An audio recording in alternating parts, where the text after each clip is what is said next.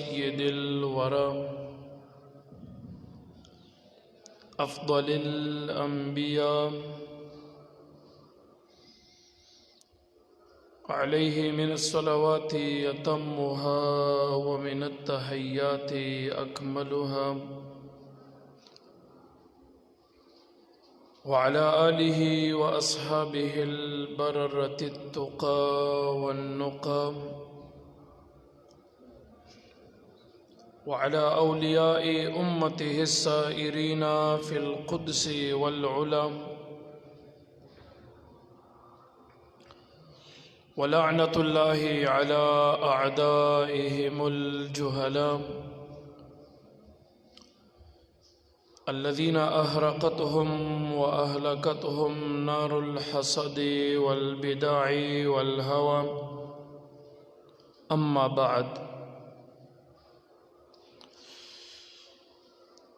بعد فأعوذ بالله من الشيطان الرجيم. بسم الله الرحمن الرحيم. قال الله تبارك وتعالى: فبما رحمة من الله لنت لهم ولو كنت فظا غليظ القلب لانفضوا من حولك. الآية. صدق الله مولانا العظيم. وعن أبي الدرداء رضي الله تعالى عنه عن النبي صلى الله عليه وآله وصحبه وسلم قال: ما من شيء أثقل في الميزان من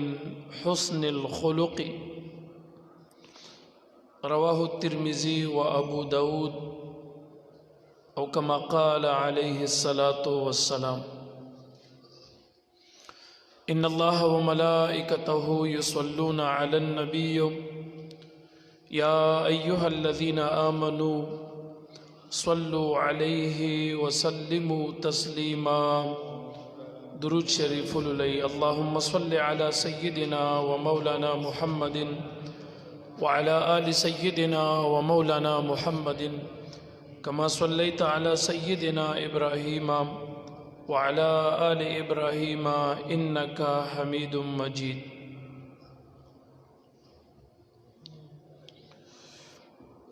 د ترمذی او د ابو داود شریف روایت ته ابی الدرداء رضی اللہ تعالی عنہ فرمائی نبی علیہ السلام مبارک کو فرمائل د خستو اخلاقنا زیات هیڅ یو شی په پتل د میزان کې درون نوي. د قیامت پر ورځ د مؤمن مسلمان د خسته اخلاق چې پتل د نیکه کې واچي دا چې څومره اندازه درانه پرېوزي او څومره لوی اجر د دوی وي د دین ببل درون شیز نوي. ما من شيء اثقل في الميزان. نشته د هیڅ یو شی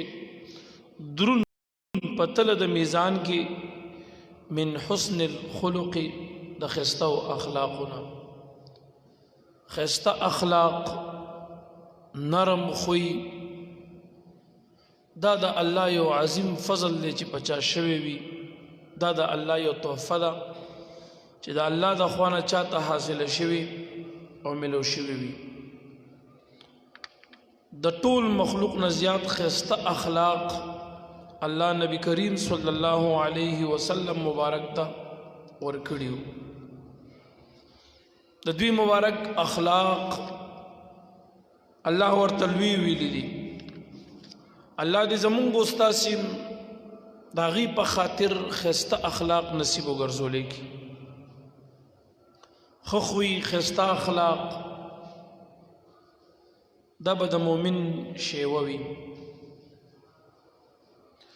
د بخاری و مسلم شریف روایت کی راضی حضرت عبداللہ ابن مسعود رضی اللہ تعالی عنہ فرمائی وی مونږ د نبی کریم صلی الله علیه وسلم نه پوښتنه وکړه د هغوی مبارک نه مو تپوس ده وکړو چې ای العمل احب الی الله کم یو عمل الله ته ډیر محبوب دی کم عمل الله ته ډیر خوښ دی قال الصلاة على وقتها مبارک را ته جواب را کو چې منځ کول په خپل وخت باندې دا الله ته ډیر خوښ او محبوب عمل دی چې انسان منځ کوي نو بیا په وخت باندې کول پکار دی بعض خلک هغه منځ کوي خو په مانځه کې سستی ډیره کوي اکثر د دې سسته په وجه د منځ قضا شي اے دا الله بنده چې دا منځ کې خامخای کې او پرېږدي نه نو چې رستوي کې ګنټه باندې کې نو خنه د چې نیمه ګنټه مخکې وکړي په وخت باندې وکړي په مانځه کې سستی ونه کړي دا منځ په خپل وخت چې ادا شي نو دا الله ته ډېر محبوب عمل دی منځ په خپل وخت باندې اوس دلته که زه وضاحت کوم نو کیسه ډېر اوږدېږي د سحر د مانځه غوره وخت چې اجر پکې ډیر دی نو هغه کله چې دا تیاره لږه کمه شي او دا رڼا لږه خوره شي نو په داسې ټیم کې بیا د سحر مونځ دی کې اجر او ثواب ډیر دی دا الله ته ډیر محبوب دی کم از کم چې نیمه ګنټه یا زیات نه زیات 40 منټ نور خاطه ته پاتې وي نو داسې ټیم کې د جمع وکړلی شي د ماسپخین وخت افضل ټیم د مانځه که موسم د جمی وي نو که په 1 بجې کې او که په 1:30 کې په باندې یوې کې خبره ده بهتره ده او که چېرته موسم د اوړي وي نو بیا د ماسپخین د مانځه ټیم چې دی نو هغه داسې ټیم پکار دی فقها لیکي چې کله د دې ونو د دې بوټو د دې آبادۍ او د دیوالونو دا سورې اوږد شي په 2:30 بجې په کم 3 بجې داسې وخت کې د ماسپخین لمونځ بیا پکار دی چې لږ ورځ کې یخوالی پیدا شي موسم د ګرمۍ وي سورې پیدا شي نو جومات ته تګ کې به لمونځ کوونکو ته چې تګ کوي جومات ته دې ته به څه مشقت او تکلیف نه وي د مازدیګر ټیم فقها فرمایي چې ماښام ته داسې 15 پاوه وخت ګنټه 15 پاوه یا چې ډیر زیاته مې چې 1:30 ګنټه وخت ماښام ته پاتې داسې ټیم کې ګینې ګنټه او 15 پاوه وخت داسې ټیم کې د مازدیګر مونځ پکار دی چې ماښام ته دغه عمره وخت پاتې او د ماښام چې کله غروب وشي د هغې نه 2-3 منټه بعد د نقشو لیکلي دي ماښام داخلي د انور چې پروز نو هغې وي احتیاطاً 3 یا 4 منټه بعد اذان کول پکار دي د ماښام چې نور پریوتو 2-3 منټه پس اذان وشو نو فوراً جمع پکار دی بهتر ټیم دی او د ماسخوتن وخت د شپه په اوله حصہ کې د شپې چې کومه سلسل لیل چې ورته وایي د شپې د 3 حصے کې په اوله حصہ د اخر ټیم کې کینو دغه ټیم ولا مستحب دی دا بهتر ټیم دی نو مبارک او فرمایل چې غوره عمل الله تعالی تاغه منځ دی په خپل وخت باندې صحابي مبارک فرمای ماته نبی تاسو کو وای ما ورته ویل ثم اي قربان په خپل وخت باندې منځ کول دا خو الله ته ډیر خوښ دی د دینه بعد بل کوم داسې عمل چې الله ته ډیر خوښ دی وای مبارک راته فرمایل بر الوالدین د مور پلار سره ښېګړه او احسان کول د مور پلار سره نیکی کول خسته اخلاق چلول دا الله ته ډېر خوښ عمل دی په دې الله ډېر خوشحالېږي مور پلار ډېر لوی نعمت دی د دې نعمت قدر وپېژنئ د مور او د پلار سره ښېګړه کول د فرض منځ نه بعد مبارک فرمایي دا ډېر بهترین عمل دی الله پې ډېر خوشحالېږي او دا ډېر الله ته خوښ عمل دی صحابي مبارک فرمایي ما ته نه تپوس کو ثم ایو قربان د مور پلار د نیکۍ نه بعد بیا کم داسې عمل چې الله ته ډېر خوښ دی؟ قال مبارک فرمای الجهاد فی سبیل الله، د الله په لاره کې د کافر په خلاف جهاد کول، د الله په لاره کې د کافر په خلاف جهاد کول بهترین عمل دی. د جهاد په وجه باندې د دنیا ګډ ګډ تا اسلام ورسېدو، د الله وحدانیت خلقو منلو، د نبی علیہ السلام رسالت خلقو منلو. د نوح علیہ السلام په شریعت کې جهاد فرض نه و، هغه قوم ته 9.5 کاله وعظ وکړو، قوم ته د الله تعالی د دین او د وحدانیت او د خپل رسالت دعوت ورکو، تبلیغ وکړو 9.5 کاله، خو په هغې کې 40 کسانو ایمان وروړو بې روایتین. دغه په قوم کې دغه په شریعت کې جهاد فرض نه و. نبی علیہ السلام مبارک په دین او اسلام کې چې لا جهاد فرض نه و، 53 کاله مکه معظمه کې تیر کړ او د مکې معظمې ډېرو کمو خلکو ایمان راوړو، داسې لږ مسلمانانو په دنیا کې، او په هغې ته په اسلام عمل ډېر ګران و. خو چې کله مبارک د مکې نه هجرت وکړو مدینې منورې ته راغی، په مدینه منوره کې 10 کاله تیر کړي دي، 10 کاله، خو په دې 10 کالو کې د دنیا ګډ ګډ ته د جهاد په ذریعه اسلام خور شو او د دنیا ګډ ګډ ته ورسېدلو. نو مبارک ورته ځکه فرمایي چې ګوره په مبارک 53 کاله مکه معظمه کې تیر کړي، خو لږ محدود مسلمانانو هغې په بیت الله کې په زوره کلمه نشو ویلې، مونځ نشو کولی، په دین باندې ښکاره احکامو باندې عمل نشو کولی د مشرکانو د لاس. 53 کاله مبارک مکه کې تیر کړي، خو چې کله مدینې منورې ته راغی او د جهاد فرضیت راغی، نو 10 کالو کې بیا د دنیا ګډ ګډ ته اسلام ورسېدل او خور شو. نو جهاد بهترین عمل دی، الله ته ډېر خوښ عمل دی.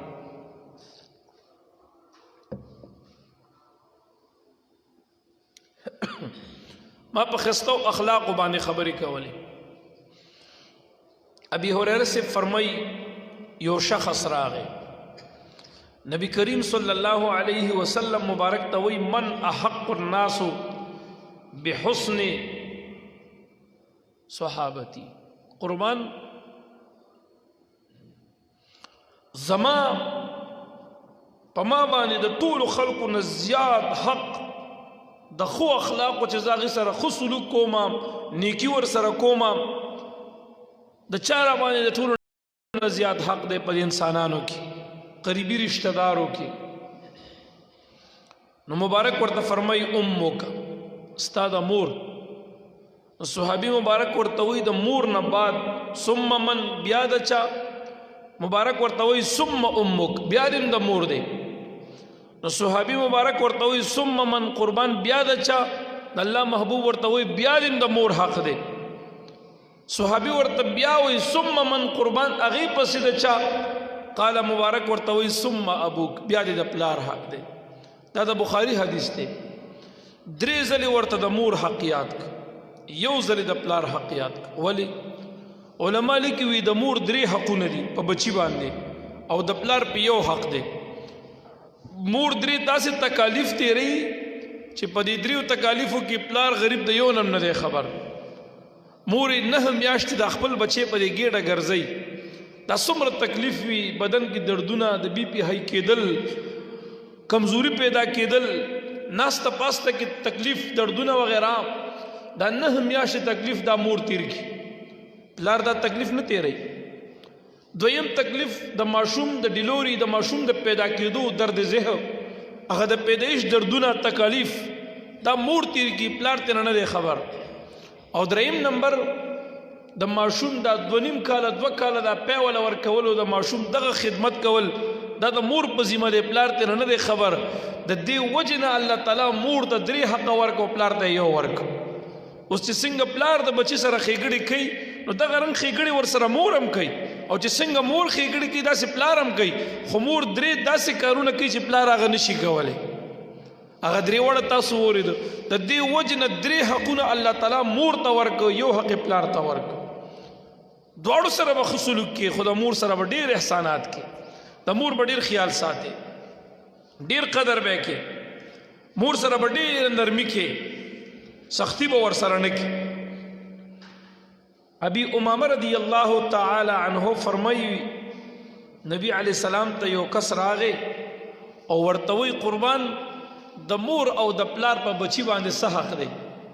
د مور او د پلار په خپل اولاد باندې څه حق دی هغه خو راته لږ بیان کا چې د مور پلار په زوی باندې په لور باندې څه حق جوړیږي نو د الله محبوب ورته وی د ابن ماجه روایت ته مبارک ورته وی د ابن ماجه روایت ته د الله محبوب ورته وی هما جنتک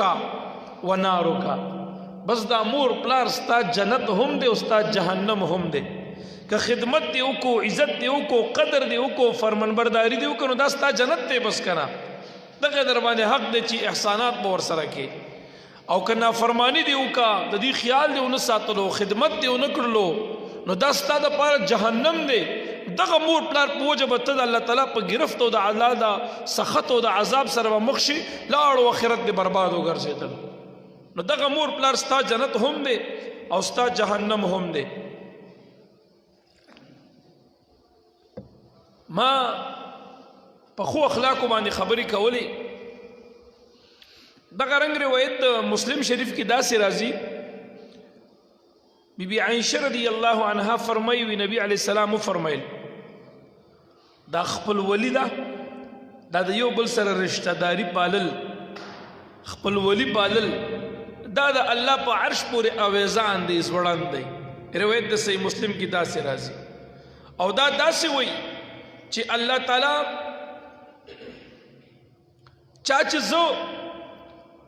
د خپلوانو سره وصل کم د خپلوانو سره او پاللم نو دغه سړی به الله د خپل رحمت سره وصل کی او چا چې زه د خپلوانو نه کټ کما خپلوانو نه جدا کما نو دا سړی به الله د خپل رحمت نه جدا کی د خپل ولی وي دا الله تعالی په عرش پورې معلق وي دا وی من وصلني وصله الله ومن قطعني قطعه الله چا چې زه د خپلوانو سره وپاللم الله به د خپل رحمت سره وصل کی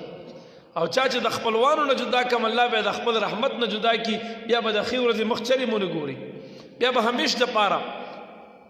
د جون برکت نه ګوري د مال برکت به نه ګوري چین او سکون او خوشحالي به نه ګوري او دا د الله په ذات یقین کوي کته د مال او د جون برکت غواړي خوشحالي غواړي نو دا د خدای په رحمت کې دا او رحمت د خدای د خپلوانو سره د خپل ولې په تړلو کې پروت دی دا د غي سره اوت پاله خپلوانو سره خپل ولی نو ته ګوره جون به خسته شي او کدا د داغي نه کټ کا نو تا به الله د خپل رحمت نه جدا کړي بیا د خیر ورځې مخ چرته دی بیا به د خیر ورځې مخ نه ګوري دغه رنګ ابن عمر رضی الله تعالی عنهما فرمایي نبی علیہ السلام فرمایل ابر البر ان يصل الرجل ود ابيه مبارک فرمایل ابر البر د نیکیانو نن وی نیکی داغه چې یو سړی د خپل پلار د دوستانو سره نیکیو کی خوګړه ور سره وکي ستا د پلار چې کم دوستان دي کم متعلقین دي کم مرګري دي د هغې سره احسانات او ښېګړې کې دا لویه نیکي ده په نیکو کې مبارک فرمایي دا لویه نیکي ده چې د خپل پلار د مرګرو سره د خپل پلار د متعلقینو سره هغې سره کلکه دوستانو تعلق وساتي هغې سره ښېګړې او احسانات شروع کا دا د خبره د نیکۍ نه ده دا کلکه غټه نیکي ده دغه رنګ ښه اخلاق هغه د مور او د پلار عزت دی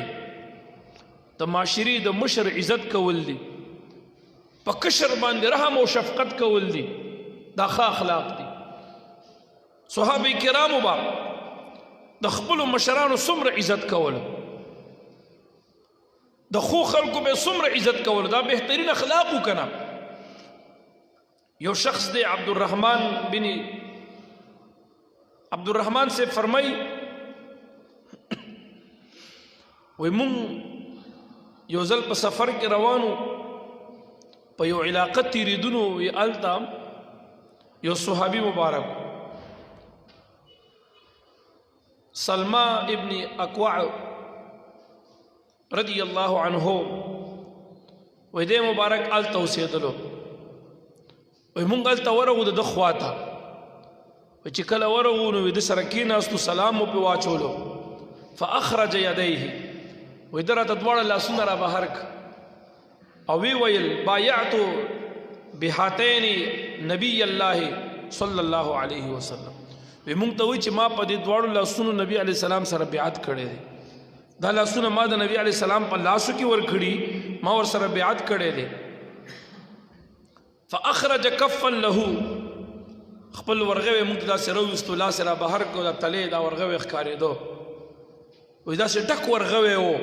ډبل ورغوی غټ نو دې مبارک فرمای د عبدالرحمن صاحب وی فقمنا الیه فقبلناه مونږ ورپاسېدو ورغو د ده لاس مونیو دا مو ښکل کو د عزت د وجې نه د احترام د ادب د وجې نه چې تا دا لاس د نبی علیه السلام د لاس مبارک سره لګولې نو صحابي فرمای مونږ ورپاسېدو د هغه مشر صحابي هغه لاس مو راواغستو هغه مو ښکل کو څه دپاره وی مونږ وی چې تا دا لاس د نبی علیه السلام د لاس مبارک سره لګولې نو مونږ ستا ادب او احترام کوو ګوره دا ښایسته اخلاق دا تعظیم دی دا روایت امام بخاری ذکر کړی په الادب المفرد کې نو لاس کولولم تینا ثابت دی اوس یو صحابي را لګي د بل صحابي لاس څپوي دواړه صحابه دي که دا ناجایز وی نو صحابه ناجایز او شرکیات او بدعات خو نه کوي که نه بعضې خلک وایي یاره دا تاسو چې احادیث پیش کوئ نو دې کې خو صحابي د نبي علیه السلام لاس ښکل کړی وي او تاسو خو د پیغمبر علیه السلام نه د عامو خلکو لاسونه څپوئ د علماو یا د پیرانو صاحبانو نو مونږ وایو ګوره هغه هم جایز ده اوس که لاس څپول مطلق شرک شي نو چې یو صحابي د پیغمبر علیه السلام لاس ښکل کو نو د پیغمبر علیه السلام لاس ښکلول دا شرک نه دی یعنی د هغه لاس د الله سره شریکول دا شرک نه دی او د بل چا لاس د الله سره شریکول دا شرک کیدی شي عجیبه خبره ده دویمه دا د بدعت هغې ته وایي چې یو عمل په دین کې هغې دپاره اصل نه وي اوس دا اصل موجود دی که نه صحابو به د نبي علیه السلام لاسونه ښکلول نو دغه ولا اصل شو صحابو به یو بل ته لاس ښکلول دغه ولا اصل دی صحابو د نبی علیه السلام لاسونه مبارکه ښکل کړي دي او په خپلو کې به هم د یو بل لاسونه ښکلول دا د ښایسته اخلاقو د برکت نه دا حسن او دا د هغې ښایسته اخلاقو حسن الخلق دغه رنګ چې کوم دی ثابت رحمه الله انس صاحب ته فرمایي اما سست النبي صلی الله علیه وسلم بیدک آیا تا په د خپل لاس نبی علیه السلام مسا کړی دی یعنی انس صاحب ته به د خپل شاګرد ثابت صاحب ویل وي تاسو دا لاس د نبی علیه السلام د بدن سره لګولی آیا تاسو دا خپل لاس د هغې مبارک د وجود سره لګولی قال نعم نو انس صاحب ورته وی او ما دا خپل لاس دا مې د نبی علیه السلام د لاس سره لګولی نو حدیث کې راځي امام بخاری ذکر کوي فقبلها ثابت صاحب را پاسېدو د انس صاحب د لاس یونو دی ښکل کو تا دا لاس د نبی علیه السلام د لاس سره لګولی نو زه دا ستا لاس ښکلومه نو دا لاس یې وله راواغستو دی وله ښکل کو دې کې څه شرکیات خو نشته دا چې کوم خلک به رد کوي د دې لاس څوک نه څپوي نو دې داسې تو ورځي دې پې ځکه رد کوي دلته زموږ په دې کلي کې یو پنجپیری مولا اوس مړه دی نه مې نه عالم هغه به م همیشه ویل وي دا لاس څپول وي دا نشته او دا بدعت دی یو ورځ یو جنازې ته راغلی او نو هلته یو ساده هلک راغلی او هغه مونږ سره میلو شو داسې یو مجذوب غونته کښې داسې لیونی غوندې مونږ سره میلو شو لاسونه یې سب کړو مونږ ټولو لاړو د شیخانو کې مړی شي شیخانو مقبره کې جنازه و نو هغه هلک مونږ سره خو د پنجپیرې مولا هم دغه یو طرف ته اړخ کې ولاړو د هلک هغه هم ورغو چې ورغو هغه سره لاس میلو کړو لاس یې وله سب کړو نو د زر په ملا وټپولو او بیا ورته په سر هم لاس راخ کړو نو ما ورته ویل ولې دا غلط کار یې ونه کړو یو زپېړه ترې نه وباسه ته خو ولې داد ورکې او مولا غلی شو بوډا سپینګیری پنجپیری مولا مل تر اوسه به دې ویل چې لاس څپول بدعت دی او دا نشته او دا داسې اوس چې د لاس څپ کړو نو په ملا یې ټپې ظالمه اوس ورته وویل چې دا د شرکیات او بدعاتو کې دا بیا مه کوه د هغه مولا سر ښکته کړو دې پورې وایم چې یقین وکړه دې له څوک څپوي نو دې له ځکه ته ورځي هلکه دا د صحابه کرامو عادت و چې هغې به د یو بل نه پوښتنه وکړه چې آیا تا لاس د نبي علیه السلام د لاس سره لګولی هغې به ورته ویل او نو دې به زر دا لاس راواغوست دا بیا ښکل کړو امام بخاری یو بل روایت ذکر کوي فرمایي و یو ځل چې کوم دی حضرت علی رضی الله تعالی عنہ مبارک راغی یقبل ید العباس ورجلیه حضرت علی صاحب راغی او د حضرت عباس صاحب لاسونه هم ښکلول او خپې مبارکې ورته ښکلولې او سپولې ورته ویقول ورته وی یا عم ارضی عني ای کاکا زمانه راضي شه ای کاکا زمانه راضي شه کاکا مانه راضي او خوشاله شه حضرت علي صاحب خپل تر حضرت عباس صاحب تلاسونه به ښکلول او خپې مبارکې به هم ولا ښکلولې عباس صاحب څوک دی د حضرت علي صاحب تر دی حضرت علي صاحب څوک د نبی علیه السلام د تر زوی دی یعنی د علي صاحب او د نبی علیه السلام تر چې دی هغه عباس صاحب دی حضرت علي صاحب هم دی ورارو د عباس صاحب او نبی علیه السلام مبارک کې مرارو نو حضرت علي صاحب خو د نبی علیه السلام د تر زوی دی دا دواړه تر زامنو سره او د دې تر څوک عباس صاحب نو د حضرت علي صاحب برا لګېدو د عباس صاحب لاسونه به هم ښکلول او خپې مبارکې به هم ورته ښکلولې او ورته به ویل کاکا جانه زما نه راضي او خوشحاله شه دې کې څه شرم نشته دغه رنګ چې کوم دی امام بهقي او روایت دام ذکر کړی دی د ښو اخلاقو پورې ویم اوس چې یو وراره رولګي د تر قدر او عزت کوي او دی ول لاس سب کی یو بچی رولګي د مور پلار قدر او عزت کوي او دی ول لاس سب کی یا ول خپې سب کی په ایمان وای د مور پلار به د دې بچی نه خپې کې خوشاله بیتنه فخر پې کوي چې زما دی بچی زما دومره عزت وکړو ما سره دومره مینه وکړو چې زما لاسونه سب کو صحابو به سپول د خپل پلار سکه د تر لاس به هم سپولو د صحابو عادتونو چې اوس یو زوم رولګي د سخر لاس سپي په ایمان وای د سخر به نه خفای کو خوشاله بیتنه چې خپل رولګي د کشر او د مشر رور لاس سپي د مشر رور به نه خفای کو خوشاله بیتنه معاشره به خسته کیږي یو بهترین عزت ته قدر دی دا ښه اخلاق دي دا به صحابو د یو بل سره کول دا غرنګ امام بهقي او روایت ذکر کړی دی افرمای انه عمر فاروق رضی الله تعالی عنہ فرمای وإذا بچ کلم لاړم شام تا كلما قدم الشام استقبله ابو عبيده ابن جراح فقبل يده عمر فاروق رضی الله عنه بارک راځي چې د مبارک بکل شام ته لاړ د امیر المؤمنین د خپل زمانه او د مبارک د صحابو د فوجیانو د لخر سے پسالار هغه ابو عبیده ابن جراح رضی الله تعالی عنہ نو عمر فاروق سے مبارک بچ کله شام ته لاړې شام کې ابو عبیده سے پاتې کېدو جلیل القدر صحابي دی امین د دې امت ته چې د مبارک عمر فاروق سے کله شام ته لاړو نو ابو عبیده سے براغه او هغه مبارک با فقبل يده د عمر فاروق سے مبارک لاس به راواغست لاس به ورته خپل کو مچوبه کو ورته لاس به ورته سب امام بهقي دا حدیث ذکر کوي د کې شرکیات نشتا نن د معاشرین ادب ختم شو تمیز ختم شو خسته اخلاق لاړ د حیا جنازي اوته په دې کې څه شرم او عار پکار دي کشر به هر کشر به د خپل مشر عزت کوي هر کشر به د مشر سره احسانات کوي دغه رنګ چې کوم دی حدیث مبارک کې ګوره د خو اخلاق مبارک خبره می کوله د امام بخاری د کتاب او د امام مسلم د کتاب حدیث دی متفق علیه ابن عمر دا عبد الله ابن عمر رضی الله عنهما نے روایت دی ابن عمر رضی الله عنهما دے مبارک فرمائی وی نبی علیہ السلام فرمائل ان من اکبر الکبائر ان یلعن الرجل والدیه پا گناہونو کی لوی گناہ دادا مبارک فرمائی دا اللہ محبوب لوی گناہ دادا چی یو سڑے خپل مور و پلار تا لعن طعن ہوئی پا مور و پلار باندې کنزل کئی بدرد ورتا ہوئی دا دیر لوی گناہ دا لکه دا بازی بغیرت اشتا پا دی معاشرہ کی کنا ما کتلی دی یقین پا خدایو که پلار تم کنزل کئی پا پلارم بریک ننیسی مور تم کنزل کئی اللہ محبوب فرمائی پا گناہونو کی لوی گناہ دادا ان من اکبر الکبائر پا گناہونو کی لوی گناہ لوی گورا منگو تاسی قتل دا بشک لوی دا شراب خوری لوی دا رنگ لوی گناہ دا هم دا چی یو سڑے خپل مور یا پلار تا کنزل کئی پاغی لعن تو عن بدوائی نو صحابو تا دا خبر دیر ناشنو لگی دا مبارک تا فرمائی قیل یا رسول اللہ صلی اللہ علیہ وسلم وکیف یلعن الرجل والدیه قربان مور و پلار تا بسوک سنگ بدرد ہوئی دا کی دیشی چی مور و پلار تا سوک بدرد ہوئی او دا مور و پلار تا سوک کنزلو کی دا سملا سوک کی دیشی صحابہ حیران شو مبارک ورطا ہوئی قالا مبارک ورطا فرمائی یصب الرجل ابر رجل فیصب اباہو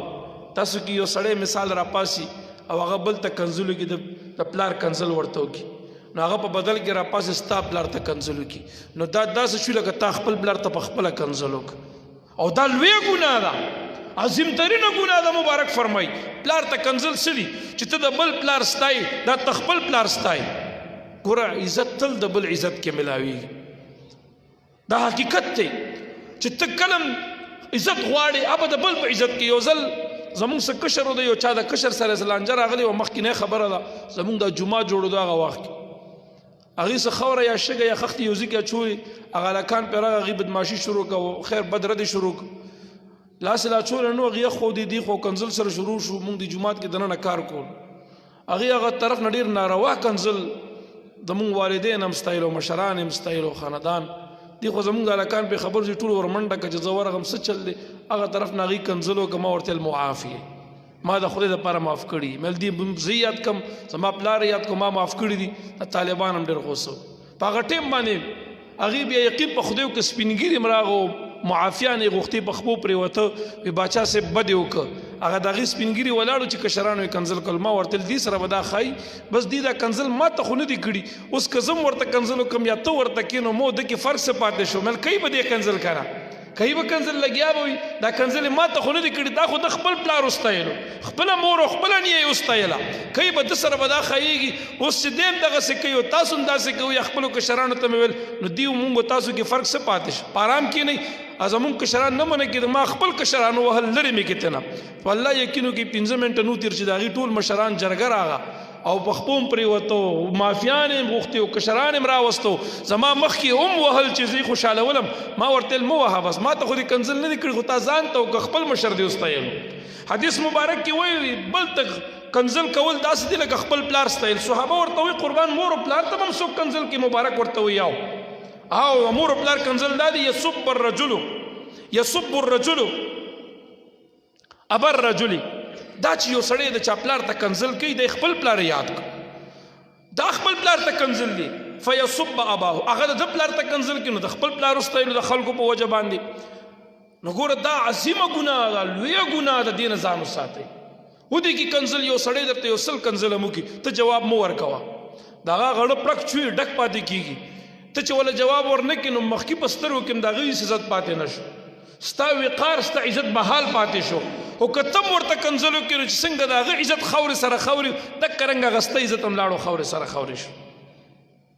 دا خاورې کېږي داسې مه کوئ دغه رنګ ما په دې څه ورته ویلی کېږي د مور او د پلار په د احساناتو سره سره ما په ښایسته او اخلاقو باندې خبرې کولې ښایسته اخلاق دې باندې یو څو خبرې ښایسته اخلاق دا دي چې هر کشر به د مشر قدر او عزت کوي او مشر لم پکار دي چې د کشر سره د شفقت او د رحم معامله وکړي نن سبا خلک په مشرۍ خفه کېږي مشران هم داسې کچه کچه عادتونه یا خویونه بعضې ټیم وکړي چې په زور باندې د کشرانو د سترګو نه هغه خپل عزت او وقار وباسي عمر فاروق رضی الله تعالی عنہ په خپل دربار کې خپل دور کې ځان ته یو سړی ساتلی هسې دې پورې د سپینو ډکو پورې د مشرۍ پورې یو خبره را یاده شوه یو سړی ساتلی هغه ته به ویل ما ته به روزانه ته مرګ یادې مرګ زه به تاله تنخوا در کوم سړي به ورته روزانه مرګ یادولو نو عمر صاحب به هغه له تنخوا ورکوله نو یو ځل عمر فاروق صاحب سړي ته وایي زه لاړ شه بس لاړ شه ستا ډیپټي د نن نه پس ختمه بس ما ته به مرګ نه هغه ورته ولې دنیا سره د مینه زیاته شوه که نه بس مطلب اوس په مرګ یادولو هم خفه کېږي که ولې څه چلو شو که تاله چټی راغه خط راغی چې ته به نه مرې آخرت کې ولې څه وجه ده نو عمر صاحب ورته ویل نه تر اوسه تا ته مل ما ته مرګ یاده وه زما ږیره توره وه ځوان ومه اوس مې په ږیره کې سپین ډکي ولیدل سپین ډکي مې په ږیره کې پیدا شو بس دا د مرګ یو استازی راغی کړه دا د مرګ یو استازی دی اوس چې زه د سپین ډکي ته ګورم ما ته خود به خود مرګ یادېږي استاد یې ساتلو د تنخوا درکولو ما ته اړو څه ضرورت نه دی پاتې ځه خپله مخه ځه بس د هغې نه بعد به عمر فاروق صاحب خپل ډکي ته کته سپین ډکي ته نو ګوره دا سپینګیري باید چې دي خو مرګ هم ډېر یاد کړي دي خو اخلاق هم درانه کړي آخرت طرف ته ور روان یو ټول ور روان دي خو دا سپینګیری خو بیا خامخه د ګور په غاړه باندې ولاړ وي نو دله خو بیا ډېر داسې خیال ساتنه پکار ده او ګوره د سپینو ډکو باره کې مې یو خبره ذهن ته راغله بعضې خلک داسې چې په ګیره کې سپین ډکې وشي نو یې په کنچای کټ کوي یا ترې نه وباسي یا د سپین ډکي د ګیره نه خاص کر د هلکان یا چې دا بعضې سړی څلوېښتو ته ورنږدې شي دا ګیره په سپینېدو شي نو دغه ورځو کې به ده باندې دا مرض به چې یا به سپین ډکې وباسي او یا به سپین ډکې چې کوم دی کټ کوي یې په کنچای او کټکۍ یې ځکه وي چې دا وباسي دا زیاتېږي چې کټ کې بیا نه زیاتېږي د دې خپلې فارمولي تجربې هم ډېرې ښې دي که نه سپین ډکي مو وباسئ ابراهیم علیه السلام مبارک دا ګیره چې کله سپین پکې ولګېد نو ابراهیم علیه السلام مبارک دې ګیرې ته وکته الله ته وایي یا الله دا څه شیز دی ما هاله دا د ګیره کې دا سپین دا څه پیدا شو بعضې تواریخ لیکي وي د ابراهیم علیه السلام د زمانې نه مخکې د ویښتو سپینېدل نه ابراهیم علیه السلام چې په ډومبي کرت په ګیره کې سپین ولګېده وایي یا الله دا څه دي الله ورته وایي دا وقار دی وقار پېژنئ عزت ته وایي دا عزت دی ابراهیم علیه السلام دعا وکړه رب زدنی وقارا خدای زما د عزت خو نورم زیات کا ما ته خو د عزت او وقار نورم زیات کا ابراهیم علیه السلام په خوشحالېدو او نن سبا مونږ خلک پې خفه کېږو ځان نه ډکي وباسو سپین کټکوي یې ولې یاره والله وي بس دا خو بس بوډا ښکارېږم او بیا خو ښه پوهېږئ بس نور خو وینا ته ضرورت نشته نو ګوره په سپین ډکو مه خفه کېږئ د سپین ډکي تورول څنګه دي د ګیرې یو مسله دا مو وویل چې د کوم انسان په اسلام کې ګیره سپینه شوه ما ته داسې یو روایت معلوم و ما کتلی چې مبارک فرمایي د دې یو ډکي په عوض کې الله تعالی دله یو نیکي ورکوي او د یو ډکي په عوض کې چې شپه تېرېږي د یو ګناه الله رجوي او کموي معاف کوي ورته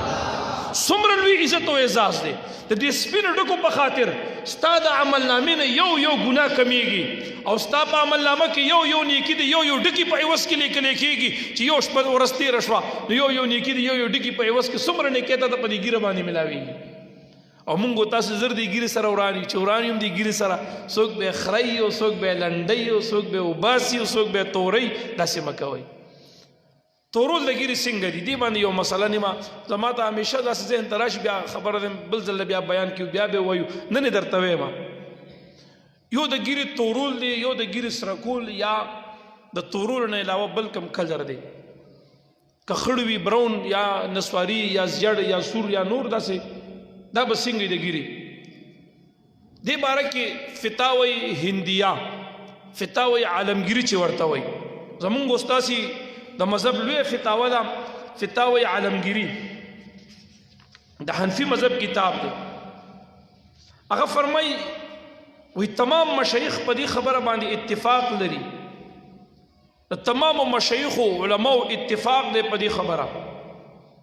چې ګیره سره کول په حق د نارینهو کې دا سنت عمل دی بهترین کار دی په دې کې ډېر لوی اجر دی چې کله دې ګیره ټوله سپینه شوه یا اکثره سپینه شوه نو ګیره سره کول دا مسنون عمل دی په دې کې ډېر لوی اجر او ثواب دی د سړو په حق کې او بیا فرمایي دا ګیره سره کول چې د من سیماء المسلمین دا د مسلمانانو د نښو نه یو نښه ده دا د علاماتو د مسلمانانو ده د مسلمانۍ علامه او د اسلام علامه ده چې ګیره دې سره شوه سپینه شوه نو که ټوله سپینه ده او که نیمه سپینه دا سره کا دا سره کول د ګیرې دا سنت عمل دی دا سره کول د ګیرې دا د اسلام د نښو نه نښه ده دا د اسلام علامات دي دا زه نه یم عالمګیري لیکلي دي فتاوی عالمګیري دغه رنګ بیا فرمایي هر چې تور خطواب دی یعنی مطلب ګیره تورول دی نو فرمایي که چېرته یو سړی مجاهد وي او په میدان د جهاد کې د کافر مقابلې ته ورځي جهاد ته او دې ګیره توره کړي نو د دپاره جواز لري دا جایز دی د دپاره جواز لري دې دپاره چې دشمن په ده ډاډه را نه شي دشمن چې وګوري چې دا خو ډېر ټیټ ځوان دی نو خامخا به ترې یېرېږي نو هغه دله بیا مقابله باندې مخامخ نه راځي او چې اوس وګوري چې دا سپین ګیری دی بابا دی نو بیا به دشمن پې ډاډه راځي خو دا هغه وخت د تورو جنګ او د غشو د پهلوانۍ او سینه په سینه نن سبا د بټونو خبرې دي نو زه وایم چې مجاهد دپاره هم ګیره تورول ډو پکار نه دي ځکه چې نن سبا خو بس ګوته راکاږه او فیر به کېږي بټن دباوه میزیل به خوشی کېږي او روانېږي به هدف به پې لګېږي نو په دې کې خو چې څومره سپین ګیرې وي خلک به ترې یېرېږي چې والله د تجربه ډېره ده دا سپین ګیری دی نو دا ډېر ماهر دی دا ډېره تجربه ده دا بل ینګ ځوان دی نو مړه تجربه یې نشته نو زه وایم چې اډو ګیره تورول پکار نه دي هغه مجاهد دپاره ځکه چې د خلک دې نه مرعوب په دې باندې شي چې د ده دا ګیره سپینه ده نو زه په دې فن کې مهارت ډېر دی دی په ډېر وخت تېر کړی دی یاره دی به په دې بټنو کې او په دې نښه ویشتو کې دا پوره کلاړي ګرځېدلی دی نو زه یم د هغه مقابلې ته به بیا سړی نه مخامخ کېږي نن سبا خو هغه دور نه دی که نه چې تور او غشې چلې او پاس باندې سوري په میدان کې دی خو درېږي سره مقابله شروع کړي نه هغه پخوا زمانه وه اوس نن سبا خو د بټنې او د ماشین دباولو د زمانه ده بس ګوته راکاږي او ډس به کېږي به هر تقدیر ښه دغه رنګ چې کوم دی که مجاهدین په حالت د جهاد کې وي ګیره توره کړي نو دې کې بس ګناه نه وي فقها لیکي د دې نه علاوه ګیره تورولو ته اکثریت فقها مکروه تحریمی حرام ورته وایي ګیره تورول نن سبا ګورې بعضې مولیان هم تورئ تاسو ګورې غټ غټ مبلغین به یادېږي ګیرې به تورئ او زه تاسو ته چند احادیث هم ویمه چې دا ګیره تورول دا څنګه دي روایت کې داسې راځي نبی کریم صلی اللہ دا ابن عباس رضی اللہ تعالی عنہما مبارکنا مرفوع روایت تے دے فرمائی نبی علیہ السلام فرمائی پاخر زمانہ کے با خلق بوی اغیب گیر دا سے توری لکھ دا دی کنتری دا ججورا دا کنتری دا مارے ججورا سنگ پڑک ہوئی چاہ توروی تنگ توری دا کارنگ با دا خلق جا خبلی گیری با توری ہے مبارک فرمائی دا سے بے توری لکہ دا کنترو دا دی غاڑو دا ججورو گنتے کی بے توری ہے خود اللہ محبوب فرمائی دا خلق با دا جنت خوشبویم بیا نمومی یاد ساتا دا جنت بویم پہ حرام دے چی دا چاہ گیرہ تورا والا دا زنوے ماں دا سائی ستو حدیث تے مبارک فرمائی چی کم انسان پا آخر زمانہ کی دا خلق با ادار رواج با شروع شو حقیقت تے شروع دے گیری خلق تو رہی ہے دا اللہ محبوب مبارک فرمائی دا سڑی بائن دا جنت خوشبویم حرام دا دا جنت بویم ہم دے انمومی لا یریحون ریحت الجنہ دی با دا جنت خوشبویم انمومی دا خلق چی دا سو گیری تو رہی دا یو حدیث شو دویم نمبر روایت دا رنگ چی کم دے ابن حجر مکی سے پا زواجر کی افرمائی وی دا گیرت تورول دا دلویو گناہونو نا یو لویو گناہ دا لویو گناہ دا گناہ کبیرہ حرام یا گناہ کبیرہ دا خواب حدیث مبارک پہ وورا امام تبرانی ذکر کرے دا ابی الدرداء رضی اللہ تعالیٰ عنہ دا مرویاتنا مرفوع روایت تے نبی علیہ السلام فرمائی کم انسان چی گیرت تورا کا اللہ با دا سڑی مخ پا قیامت کے تک تورو گرزائی دا مخ بے توروی دا قرآن وے نام دا اللہ فرمائی قرآن عظیم الشان کی یوم التبیض وجوہ و تسود دا قیامت پورس بس مخون سپین وی و سب تور وی دا بعض خلقو دا بد عملو بد کردارو چی خودیت نخفو ناراض وی دا غی دا مخ تک تور وی دا قیامت پورس دا قرآن وے نا دا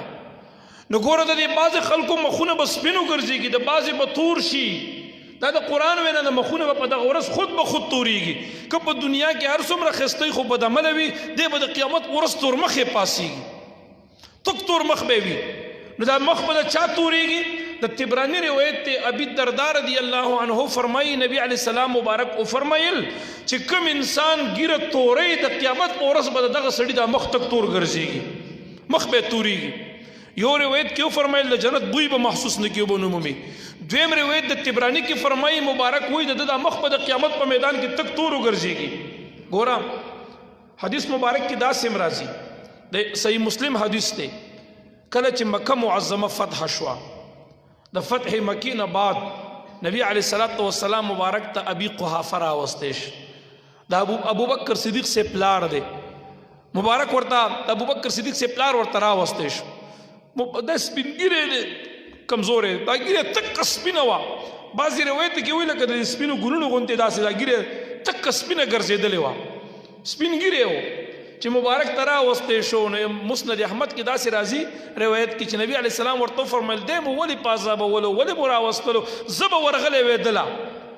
تاسو با دین نرا وستو ماتا بلکہ زب دلا ورغلے وی دا مبارک اغا خستو کریمانہ اخلاق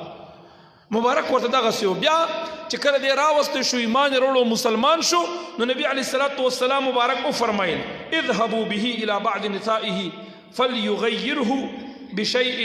وجنبوه السواد مبارک فرمائیوی دے بوزے کورتا بیبیانو لے بوزے او اغی تو آئے چھ دل دی گیری دا رنگ بدل کی سپین گیرے دا سپین گیرے دے نو دل دا گیری رنگ والا بدل کئی دا گیرے والا سرا کئی توروالی نے اس ساتی دا اللہ محبوب فرمائی دا مسلم حدیث تے تورے نکی والا توروالی گناہ دا توروالی نے اس ساتی دا گیرے والا بوزے دا گیرے والا سرا کئی دا دی گیری رنگ والا بدل کئی اور روایت دا ابو داود شریف کی دا سے رازی مبارک فرمائی ان احسن ما غیرتم به الشیبہ الحناؤ مبارک فرمائی بہترین آغا شے چھ پاغی سر تازو دا سپین دکی رنگ بدلوئی آغا نکریز دا یعنی سور رنگ دے سرکوئی ہے اس پدی بارک کی جدید فتوہ دا علماء دا دی دور چکم علماء دیوبند دا غیو فتوہ دا راغلی جدیدہ که په دې وخت کې یو سړی ګیرې له کلر ورکوي دا نن سبا بازار کې رنګ رنګ کلرونه راغه مختلف قسم کلرې دي که یو سړی د نکریزو په ځای ولا کلر ورکوي نو دا کلر ورکول ګیرې له دا څنګه دي وایي دا جایز دي خو حاله چې د دې کلر هغه پوستکې وغیره په دې ویښتو پورې یا د ویښتو بیخونو پورې نه پاتې کېږي چې د هغې د وجې نه بیا د دې ویښته بیخ ته یا د ویښته ته اوبه نه رسېږي که چېرته ویښتو پورې هغه نښتو د هغې د وجې نه ویښته نه لوندېده او ویښته وچ پاتې کېده نو بیا جایز نه دی او نن سبا چې دا کمې کلرې دي نو دا ویښته پورې نښلي نه به د دې رنګ صرف پاتې شي نور کلر ته نه بیا لاړ شي نو دا کلر ورکول اوس دا بالکل جایز دي که یو سړی ولا ډایرک براون ورکوي یا لایټ براون ورکوي نو دا بالکل جایز دي یا ریډ والا ورکوي سور کلر والا ورکوي بالکل جایز دي خو ګورې بلیک به ولا نه ورکوي تورې به نه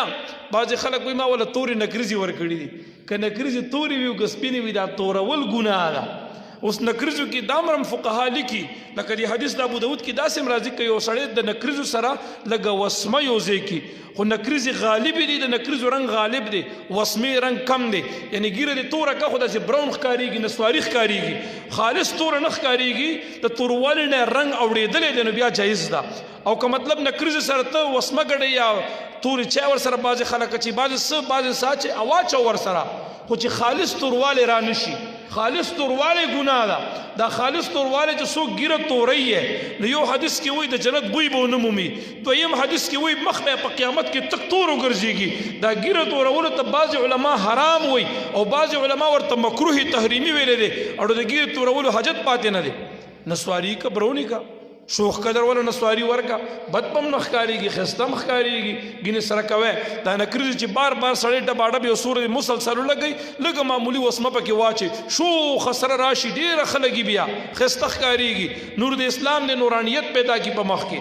دغه د ګیرې متعلق دا یو څو خبرې مې درته وکړي د ګیرې تورولو یا د ګیرې سري کولو په باره کې ما دا خبره د اسلامي حقوق د ښو اخلاقو پسې کوله یو خو نن سبا زمونږ په دې وخت کې دا اوس داسې وخت راغی خدای د رحم وکړي بجلي بد حل دی ګیس نشته دی خلکو ته د اوبو سخت تکلیف دی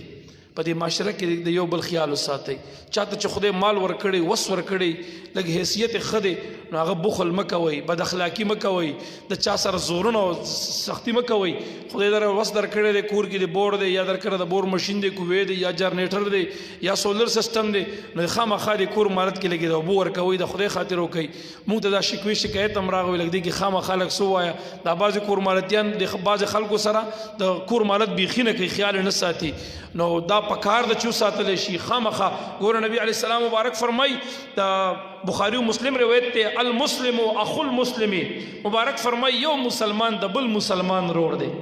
هر مسلمان کا د هر علاقې د خو ستا رور دی هغه بیا فرمایي وي دی به په دې خپل رور باندې ظلم هم نه کوي په دې خپل مسلمان رور باندې به دې ظلم هم نه کوي هېڅ چرې به په ظلم او ناروا به ورسره نه کوي سختي به ورسره نه کوي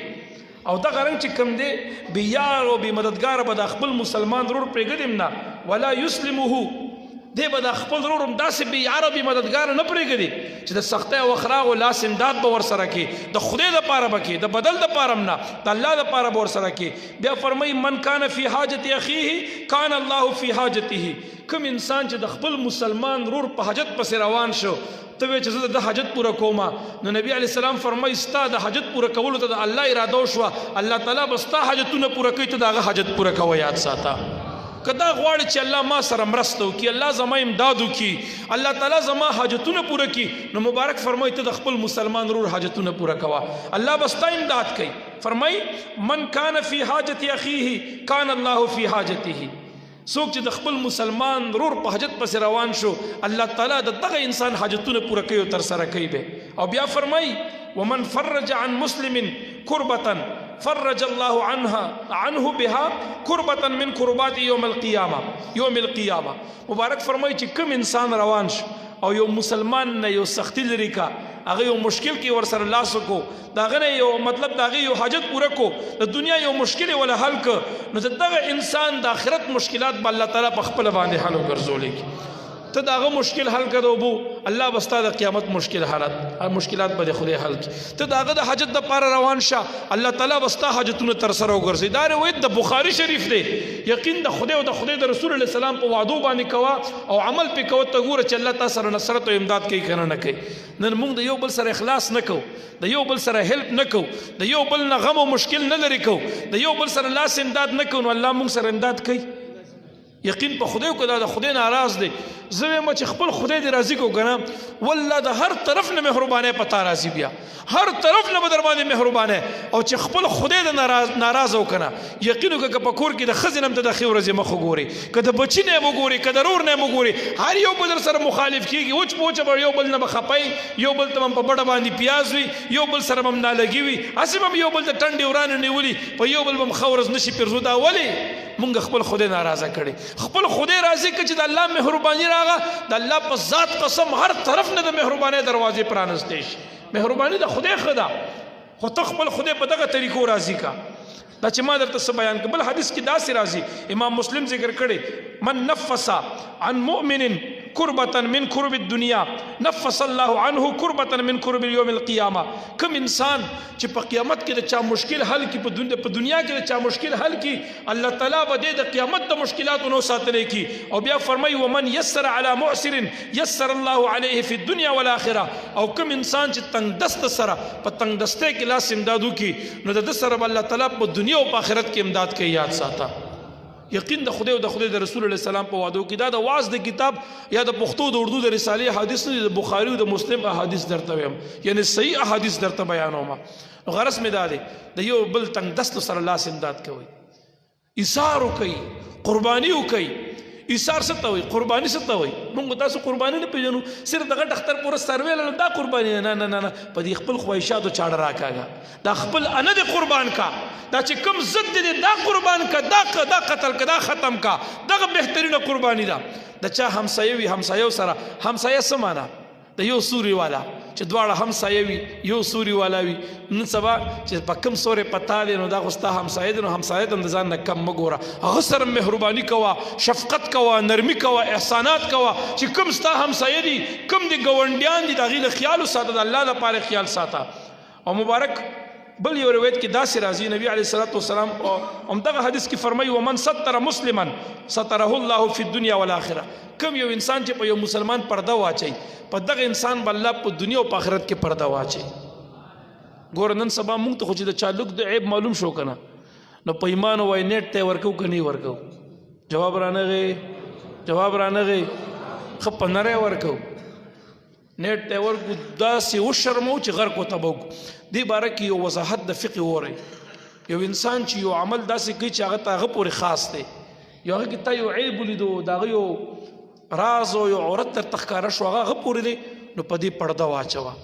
په تا به الله په دنیا او په آخرت کې پرده واچوي ستا سل عیبه به خدای پټ کړي ته د یو مسلمان یو عیب پټ کا او یو عیب داسې وي چې د هغې د وجې نه نورو خلکو ته نقصان ملاویږي نور خلکو ته معاشره پې خرابېږي بربادېږي نو دغه عیب بیا مه پټوه دغه عیب ظاهر که چې خلک د هغه نقصان نه ځان بچ کړي محفوظ دی نه وساتي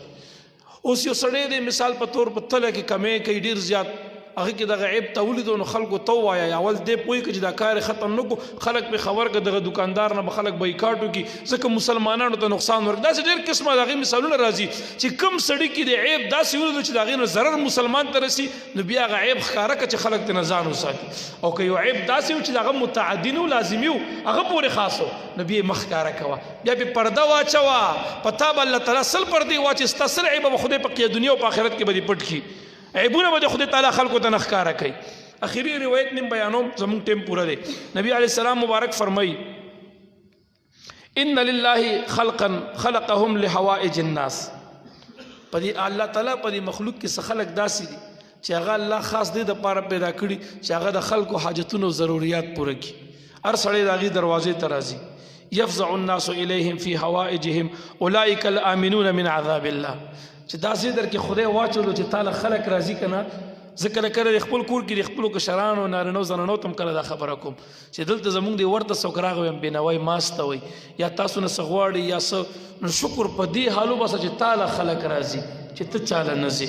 دا د فخر د شکر مقام دی چې خدای شکر دی ما کې دی دومره دی مونږ د خو چې راشي نو دومره ذلیله کو دومره سپک کو په معاشره کې بېعزته کو نو دا زمونږ کې انسانیت نشته ځکه ورسره داسې کوو چې تاله څوک راغو چې مال لګي اوبه راکړه تاله څوک راغو چې ماله دا فلانې شیز راکړه دا ډینګلې نو ته شکر وباسه چې تا کې خدای دومره ځای اچولی دی او ته چې د هغه ضرورت پوره کړې نو تا به خدای د دنیا او د آخرت د عذاب نه وساتلی کړي زه نه ویم نبي علیه السلام فرمایي اولئک الامنون من عذاب الله د طبراني روایت دی دا هغه خلک دي چې دوی د الله د عذاب نه په امن کې پراته دي یو هلکو کور ته راغو مور ورته وایي ورشه بچې د دې ګاونډیانو نه لږه مالګه راواله نو دا هلک ورته وایي چې ولې مور ما خو پرون سودا کې 3 پاکټه مالګه روړې وه دا خو شته که نه نو دا ګاونډي نه ولې مالګه راوالم مور ورته وایي بچې د دې نه دا ګاونډیان دي دا غریب خلک دي دوی کله مونږ کره راشي چې لږه لنګری راکوي کله وایي دچکې راکوي کله وایي مېلمانه راغلي دي لږې پیالی راکوي نو بچې دي مونږ نه هر څه غواړي که مونږ ترې نه غواړو نو دوی به خیر پړه کې به دا وایي چې یاره دا خلک به راباندې تنګ شي نو بیا به سبا زمونږ نه څه غواړي نه بچې مونږ کره مالګه ښه ډېره ده دا مالګه د 2 روپو شیز دی ته د دې نه راواله نو سبا که دوی کره حاجت وي نو مونږ کره به ډاډه راځي مونږ کره به بیا زړور راځي چې یاره دوی خو مونږ نه هم غوښتل نه کوي که نه کله رانه اوبه غواړي کله رانه مالګه غواړي کله ماچس غواړي نو مور ورته وایي بچې چم ګاونډ خلک دغسې کوي که زما ضرورت مالګې ته نیم شته ما کره ښه ډېره پرته ده خو زه د ګاونډیانو نه په دې خاطر مالګه غواړم چې سبا د دې ضرورت وي چې دوی بې شرم نه شرم محسوس نه کړي بلکې ښه ډاډه او زړور راشي زما په کور کې ودرېږي او ما ته وایي چې دا شیز راله راکړه دا شیز راکړه ځکه چم ګاونډ د خلکو سره خلک کوي په معاشره په دغه طریقو باندې ښایسته کېږي معاشره کې دغسې ژوند تېرول پکار دي د چا بېعزتي په دې مه کوه چې ستا درد راغو ته د خدای لاک لاک شکر وباسه چې تا کې الله دا ځای واچولو چې تا له خلک راځي او ستا هیلپ د ځان نه طلب کوي او دا ځای چې چا کې خدای واچولو حدیث کې وایي دغه خلک هغه خلک دي چې دا د خدای د عذاب نه په امن کې پراته دي یاد ساته زما ترو دلته ناست هم دی مشر تره مې دی ما ته وایي ما ته به دفتر کې څه مېلمانه ډېر راتلي وي زما دفتر کې یو ملګری نو هغه لاړو بالا افسر ته شکایت وکړو وی هغه افسر زم روغوښتم او دیم روغوښته وي کېنولو وي ما ته وایي چې ستا مېلمانه ډېر راځي ته دفتر کارونه کم کې او مېلمانه زیات اټین کې بس ما ورته وایي چې مېلمه دی راشي نو څوک هم خامخا مېلمانه خو راځي او زه څوک هم مېلمه خو پره کولی نه شم وی هغه بل افسر زما په سر ډېر شکایتونه کړي وو هغه بالا افسر ته وی هغه مشر افسر چې زموږ نه تصدیق واغستو چې دا خبره دغسې د ستا مېلمانه راځي ته هغې له عزت ورکړي چای روټۍ ما ورته ویل چې یاو صاحب وی هغه بل افسر ته مخ راوړلو چې څوک انسان نو انسان خواته انسان راځي د زناور خواته انسان نه راځي دا باچا صاحب کې انسانیت دی نو دله ځکه مېلمانه راځي دفتر ته موله ځکه مېلمانه راځي چې دی د مېلمه په عزت پوهېږي په قدر پوهېږي ده کې انسانیت شته دی نو ځکه دله مېلمه راځي که ده کې انسانیت نه وی دا حیوان وی نو د حیوان خواته بیا انسان نه ورځي وی هغه افسر ته دومره خبرې وکړي چې بڼې یې ترې نه وویستې نو دې پورې د موږ د خپلو مشرانو دغه تربیت او تعلیم راکړی دا د ناست دی زما دا مشر تره دی دغه طریقې موږ ته ښودلی الحمدلله چې ستا درو ورو ستا حجرې ته څوک راغی تا نه هیلپ طلب کوي نو تا کې به انسانیت ګوري ته د ځان نه په دغه وخت زناور مه جوړوه ته په دغه وخت د انسانیت مظاهره وکړه چې څومره دې وس کېږي نو د هغه سره لاس و امداد وکړه دغه د انسانیت خبرې دي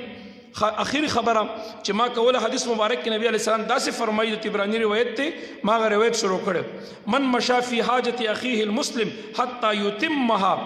له اظله الله ب5,000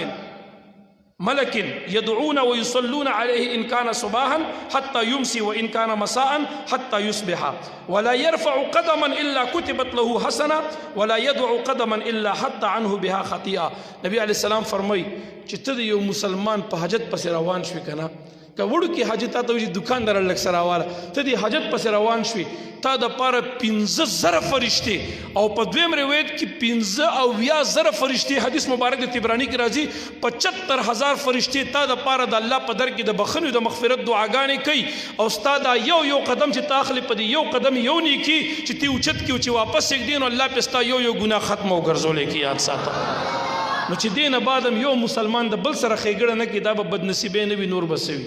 د الله دپاره معاشره په دغه خبرو خسته کېږي د یو بل سره هیلپ وکړئ د یو بل په فایده ځان راولو خوشحالي په دغه کې ده ته لږ دا نیکي شروع کړه د خپلوانو سره د معاشرې د خلکو سره ته بیا د دې د کیفیت ته دې ګوره چې ستا په ډګه کې څومره سرور خوشحالي او اطمینان پیدا کېږي کاش کې افسوس موږ په دې خبرو لږ د عمل وکړو او ته چې د یو سړي انسلټ وکړي بېعزتي وله وکړي بې حرمتي وکړي یا هغه خفه کړي تا د خوانه چې دا شته دی خپل د کیفیت ته بیا وګوره بعد کې ستا په دې کې څومره څه غم او خفګان پیدا کېږي نو خوشحالي که غواړي اطمینان غواړي معاشره په ښو اخلاقو ښایسته کوي دغه د مسلمانۍ خویونه دي زمونږ د جومات کې طلبا ډېر ګڼ دي دا خبره اوس چې کېناستم را طالب العلم وکړه طالبان ډېر ګڼ دي 30 پورې کم زیات په دې یخ جمي کې د سکول سحر سبا دا ګران کار دی که آسان کار دی مونږ تاسو خو فرض مونږ نشو پاسې دی ګرانه ده که نه په کور کې کمره کې دننه راته ډریس روم او واش روم دی هغې ته هم نشو تللی او دا طالبان په دې یخ خوبو دس کوي مونږ ورته ګیزر لګولی دی خو د بدقسمتۍ نه بجلي نشته او دا 15 کالو چې زموږ په دې محله کې زموږ په دې خپله کوڅه کې ګیس نشته دی ما د ګیس میټر 15 کاله مخکې جمع کړی مونږ دا کور کې سلنډر استعمالو ماله خدای وس را کړی ما به تاسو ته نه وی ویلی دې دپاره مونږ وایو چې د ګیس تنظام کوو یو چوله ورته د ګیس د ګریزر دلته پروت دی هغې کې د سلنډر مطلب د ګیس هر څه برابر دي خو صرف د ګیس کمی دی پکې چې د هغې په ځای ورته هفته کې چانده والا خاص کوو یا د جمعې په ورځ باندې یا همداسې د یاران لږ امداد کوي نو کم از کم دا واړه واړه معصومان هم دي پکې دومره معصوم یقین وکړه زموږ ستا د کټ او د بستر نه لا مور پلار نه جدا کوي دا کوم ماشومان چې دلته په دې مدرسه کې سبقونه وایي ډېر واړه دي او دومره ماشومان د سهار کې وګورم قسم دې ماله حیا راشي چې زمونږ بچي دا په کټ کې پراته وي زه سترګې ښکته کړم واړه واړه ماشومان دي او سهار پاسې په دې یخ اوبو دس کوي لوی ورته هم ګرانه ده که دا اوبه ګرمې شي او څوک به دس کوي مونځ به کوي دا زما ستا دپاره صدقه جاریه ده مطلب مې د خبرې دا دی که ما ویل که دې کې د ګیس انتظام هم شته او د لرګو هم شته طالب سره مې مشوره وکړه هغه راته د ګیس نه ویل ما ورته ویل بچې که د لرګو کار وکړو وي قربان په لرګو خرچه زیاته راځي نو د ګیس یو سلنډر به راډکوو په هفته کې یا 2 هفته کې ابه څه ګرانه نه وي ستاسو د چاندې د طالبانو ته ضرورت دی ما ته نه دی که چا له خدای وس ورکړی وي څومره څه کولی شئ ما سره مه کوئ طالبانو سره وکوئ خدای سره وکوئ د خدای د کور او د مدرسې سره وکوئ وما علی الا البلاغ درود شریف ووایئ اللهم صل علی محمد وآله وعترته بعدد كل معلوم لك